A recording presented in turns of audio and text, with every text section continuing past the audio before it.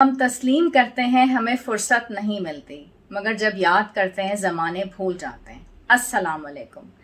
परवीन शाकिर के इन अल्फाज के साथ हम अपनी आज की वीडियो स्टार्ट करेंगे। मैं डॉक्टर आयशा अब्बास, मैं एक डॉक्टर भी हूँ और न्यूट्रिशनिस्ट भी हूँ।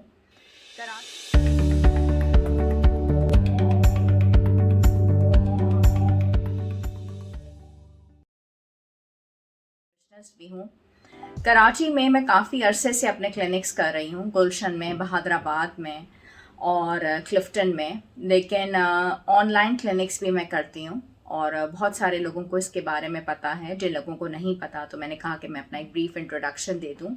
40+ हम बहुत जल्दी हो जाते हैं और बहुत सारे लोगों को मसला ये हो जाता है कि 40+ हम हो गए हैं और हमारा वेट जो है वो बहुत स्टैग्नेंट हो गया है और हम क्या करें और क्या ना करें। और वो कुछ लोगों को तो ये सहूलत होती है कि वो अपने डॉक्टर्स या न्यूट्रिशनिस्ट के पास चले जाते हैं, लेकिन कुछ ये प्रॉब्लम का हल ढूंढते ही रह जाते हैं। पहली बात तो ये है कि हमें रूल आउट तो करना है, हमें फाइंड आउट करना है कि वजह है क्या। तो पहली बात है असल डायग्नोसिस। क्या वो किसी हार्मोनल प्रॉब्लम का शिकार हैं, वो हाइपोथायरॉइड हैं, वो डायबिटिक हैं, मोटापा उनकी फैमिली के अंदर रन करता है कि नहीं। बहुत सारी चीज़ों की कोई दवा नहीं दी जाती है, हम उनको डाइट के ज़रिए ही कंट्रोल करते हैं। अगर वो हाइपरटेंसिव्स हैं या डायबिटिक हैं या वो एंटी डिप्रेसेंट्स ले रहे हैं जिसकी वजह से उनका वज़न बढ़ा है, या उनको कोई भी ऐसी सर्जरी हुई है, कोई इंजरी हुई है, वो ओरल कंट्रासेप्टिव पिल्स ले रहे हैं, तो कोई भी ऐसा रीज़न है जिसकी वजह से उनका वज़न बढ़ गया है या वो कम नहीं कर पा रहे, तो उस चीज़ को रूल आउट करना जो है वो बहुत ज़्यादा ज़रूरी है। और उसके बाद देखा जाता है कि वो वज़न क्यों नहीं कम कर पा रहे। और जब आप 40+ हो जाते हैं तो कई दफ़ा अगर वज़न बिल्कुल भी कम नहीं हो रहा तो पहला क्वेश्चन ये होता है कि हम इतनी डाइट पे गए थे या नहीं गए थे। अगर आपने डाइट के ऊपर जाने की कोशिश की and you were following certain diet plans and still you are not able to reduce weight, तो फिर या तो आपका इंसुलिन रेजिस्टेंस ही डेवलप हो गया है जिसकी वजह से आप वेट रिड्यूस नहीं कर सके। तो उसके बाद आपके मिजाज में भी बहुत तब्दीली आती है, जिसमें चिड़चिड़ापन भी होता है, जिसके अंदर डिप्रेशन भी होता है, जिसमें स्ट्रेस भी होती है, जिसमें एग्जाइटी भी होती है, और उसके अंदर हो जाती है आपके मिजाज में बहुत नेगेटिविटी।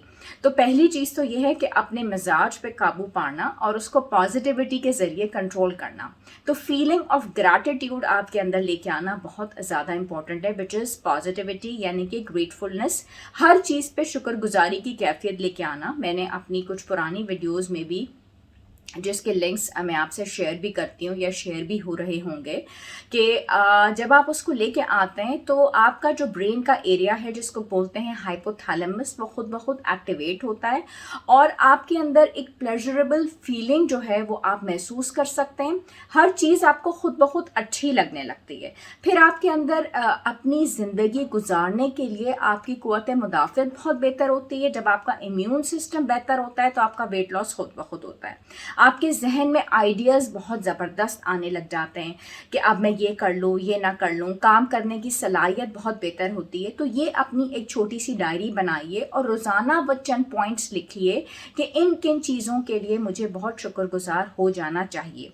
उससे क्या हो जाएगा कि आपका हाइपरटेंशन का जो प्रॉब्लम है, यानी कि ब्लड प्रेशर अगर ज़्यादा है, उसमें कमी वाक़ई होगी। आपके डायबिटीज़ के यानी कि शुगर के लेवल में कमी वाक़ई होगी। सडन हार्ट अटैक जिन लोगों के अंदर होता है उसके अंदर भी बहुत पॉजिटिव रिजल्ट्स देखे गए हैं। तो ये प्रॉब्लम्स तो आधी से ज़्यादा आपके वैसे ही दूर हो जाते हैं जब आपके अंदर से नेगेटिविटी रिमूव होती है, जब ब्रेन का वो एरिया जो होता है वो स्टिमुलेट होता है। ठीक है, आपका जो कोर्टिसोल हार्मोन होता है उसके लेवल्स भी डाउन होते हैं और पॉजिटिव हार्मोन यानी कि सेरोटोनिन, इनके लेवल्स जो हैं, ऑक्सीटोसिन, इनके लेवल्स जो हैं वो बढ़ जाते हैं। तो ये जो फीलिंग ऑफ ग्रेटफुलनेस है, यानी कि ग्रैटिट्यूड और शुक्रगुजारी की कैफियत, ये आप एक्सरसाइज से भी लेके आ सकते हैं। आपका हाइड्रेशन लेवल, आपके स्लीप के लेवल्स बेहतर करना, ये जो है इनको बहुत बेहतर करता है। उसके बाद जो कुछ क्वेश्चंस हमारे पास हैं वो ये हैं कि कितना कैलोरिक इनटेक होगा। देखिए, वो वेरी करता है। ख़वातीन में कई दफ़ा अगर आप डाइट पर जा रहे हैं उसकी बात करें तो 1200 से 1400 के दरमियान है, मर्द हजरात में 1600 से 1700, but still it varies, depends कि आपका एक्टिविटी लेवल कितना है या मौजूद है या नहीं। तो उसको भी कैलकुलेट करके दिया जाता है। इसका ये फॉर्मूला नहीं है कि मैं एक आपको नंबर बता दूं और वो हर 40+ के ऊपर लागू हो जाएगा, इट्स नॉट लाइक दैट। तो हर एक का प्लान डिफरेंट होता है, यानी कि अगर 4 फ्रेंड्स हैं और एक फ्रेंड ने डाइट प्लान बनवा दिया तो चारों उसको फॉलो करने लग जाएं तो इस तरह रिजल्ट्स नहीं आएंगे। हो सकता है कि बाकी 4 जो 40+ थी उनका वजन जो है वो बढ़ने ही लग जाए। दूसरी बात यह कि अपनी बॉडी को स्टारवेशन मोड में नहीं लेके आइएगा, यानी कि इतना ज़्यादा आप कम खाना करने लग जाएं तो आपकी बॉडी जो आपके रिमेनिंग फैट्स होते हैं डर के मारे उनको स्टोर करना शुरू कर देती है और वजन जो है आपका कम नहीं होता बल्कि बढ़ने लग जाता है।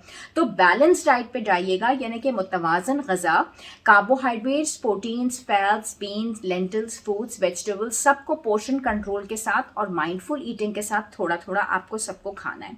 वॉक का जो बेहतरीन टाइम होगा आपका, वो टाइम आपका फिक्स्ड होना चाहिए, यानी कि आपने जो भी टाइम आज डिसाइड किया है वॉक करने के लिए तो बकाया दिनों में भी आपका वही टाइम रिपीट हो। ठीक है, पानी जिस तरीके से हम बताते हैं आपको पीने के लिए आप उसको उसी तरह पीजिए, लेकिन आपने जो इम्पोर्टेंट काम करना है वो ये करना है कि आपका जो सिस्टम हो वो इस तरीके से हो कि आपके टॉक्सिन्स बार बार फ्लश आउट हो रहे होते हैं। और एक्सरसाइज का टाइम भी आप उसी तरीके से रखिए कि अगर आपने आज दिन के टाइम पे भी की है तो कल दिन के टाइम पे भी रखें, बार बार अपने टाइमिंग्स को चेंज ना करें।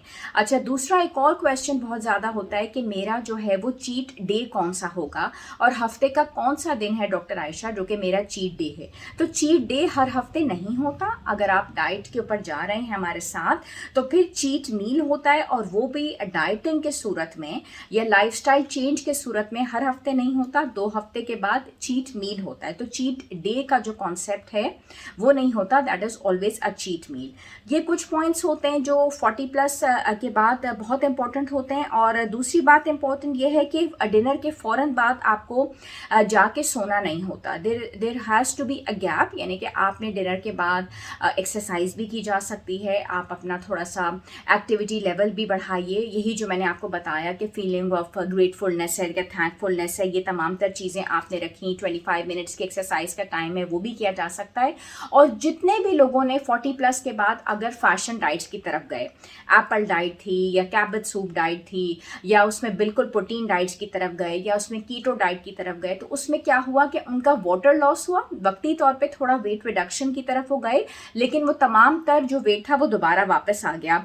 तो ऐसी चीज़ों की तरफ नहीं जाना आपको। और सबसे इंपॉर्टेंट बात ये कि डॉक्टर आयशा कितनी दफ़ा मैं हफ्ते में अपने आप को वजन करूं या मैं डेली अपने आप को वेट करूं। देखें, आपको बहुत ज़्यादा मोटिवेशन की ज़रूरत होती है। 40+ आपको डॉक्टर्स की हेल्प भी चाहिए, आपको अपने फ्रेंड्स की हेल्प भी चाहिए, आपको एक ऐसा सर्कल चाहिए जो आपको मोटिवेट करे, रादर देन आपको 40+ ऐसे लोगों की ज़रूरत नहीं चाहिए क्योंकि आपके पास आप अच्छा अर्न भी करने लग जाते हैं, आपका सोशल सर्कल भी बेहतर हो चुका होता है। 40+ आपके माशाल्लाह बच्चे भी बड़े हो चुके होते हैं, आपका थोड़ा एक स्टैंडर्ड, एक लेवल, ब्रांड, सारी चीज़ों के बारे में आपको पता चल चुका होता है।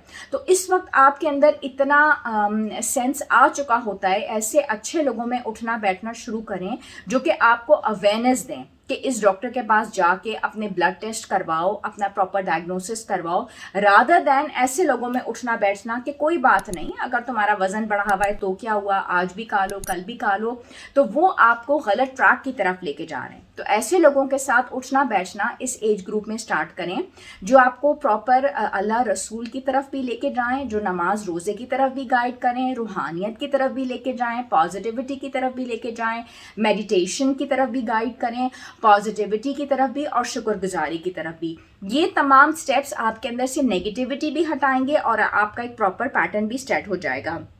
आपको अपना बॉडी टाइप समझना बहुत ज़रूरी है। आपका अपना बॉडी टाइप क्या है, आपका वेट किन चीज़ों से बढ़ता है, कौन सी चीज़ें आपकी बॉडी को सूट करती हैं, आपकी फैमिली में क्या क्या बीमारियां हैं, आपकी फैमिली में क्या क्या डिजीज़ेस रन करती हैं, ये सिर्फ आप जानते हैं।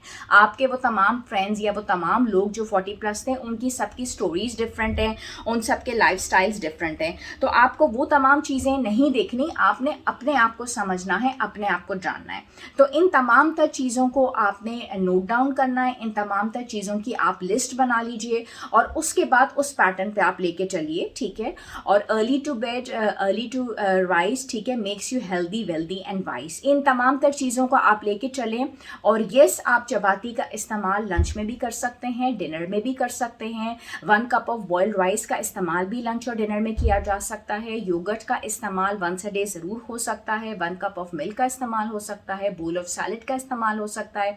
प्रोटीन का इस्तेमाल हो सकता है। ये जो डाइट प्लान है कि बहुत ज़बरदस्त है, इसको लेके आप 40+ चलें। साथ में मल्टी वाइटामिन्स का इस्तेमाल ज़रूर हो।